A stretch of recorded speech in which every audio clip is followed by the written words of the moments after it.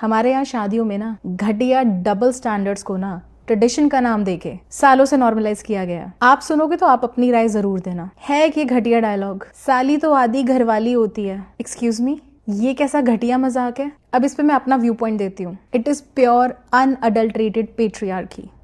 Hear me out. Over time हमने लड़के वाले बारात को हमने इतनी बड़ी चीज बना दी है कि बारात की बदतमीजी या डिसरिस्पेक्ट छुपाने के लिए ये सारी बुलशिट कहानियां और फ्रेजेस शुरू कर दी हैं। क्योंकि तुम लड़के वाले हो, तुम्हारा सर तो वैसे ही आकाश में झूल रहा होता है। आधे से ज्यादा बाराती मोस्टली दारू पी के आएंगे, शादी में कुछ ना कुछ कांड कर देंगे क्योंकि उनके पास लड़के वालों का वीवीआईपी टैग है। और इसी बकवास प्रिविलेज में ना कुछ घटिया लोग लड़की वालों की तरफ से लड़कियों की डिसरिस्पेक्ट कर देंगे, उन्हें छेड़ देंगे। बहुत नॉर्मल है ये सिचुएशंस। और अगर लड़की वालों ने कुछ कह दिया या बाउंड्री सेट कर दी तो बवाल हो जाएगा। और इन्हीं सब बदतमीजियों को छुपाने के लिए बोल दिया, अरे साली तो आधी घरवाली हो रही है, अरे मेरे दोस्त तो मजाक कर रहे हैं तुम्हारे साथ। क्यों ये सेम मजाक लड़की वाले तुम्हारी बहनों के साथ करें? और साली आधी घरवाली क्यों है? मेरा एक सिंपल सा सवाल है, देवर आधा घर वाला क्यों नहीं होता? जेठ आधा घर वाला क्यों नहीं होता? वहां क्यों उसको बड़े भाई या लक्ष्मण का रोल दे दिया होता है? ये छेड़ना या बदतमीजी करने का लाइसेंस सिर्फ लड़के वालों को क्यों दे रखा है? और लड़की वाले वहां पे इस चीज में भी दबे क्योंकि लड़के कुछ भी करें ये पूरा समाज उनको प्रोटेक्ट जो करेगा।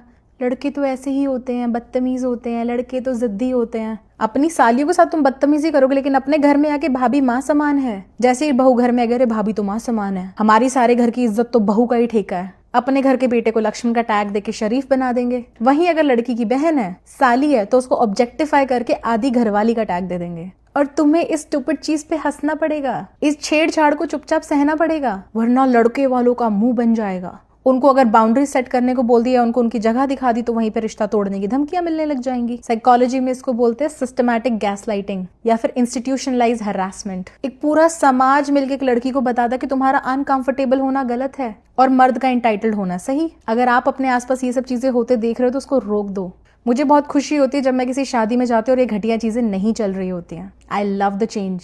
लेकिन अगर आप ये चीज किसी भी शादी में देखो तो उसके खिलाफ बोलो। किसी की बहन आपकी कोई आधी प्रॉपर्टी नहीं है जो कुछ फेरे लेने से आपकी आधी घरवाली बन जाएगी। अपने इस घटिया पेट्रियार्कल माइंडसेट को बदलो। इज्जत दोनों तरफ से बराबर होती है। अगर आपके घर की बहू घर के लड़कों को इज्जत दे रही है, इतने प्यार और रिस्पेक्ट से बात कर रही है, तो बहू के भाई बहन को भी तो इज्जत उतनी मिलनी चाहिए। और रिश्ते में जिसको हम साला बोलते हैं उसको तो एक गाली बना दिया है। मजाक उड़ाने में एक बार तक नहीं सोचते हैं। और अगर आप इस सिस्टम के पार्ट हो जो मैं प्रॉब्लम डिस्क्राइब कर रही हूँ तो अपनी बदतमीजी को अपने घर पे छोड़ के आ जाओ। ये हरासमेंट को ग्लोरीफाई करके ना इसको ट्रेडिशन का नाम मत दो। इस गार्बेज माइंडसेट को ना बाहर फेंक दो।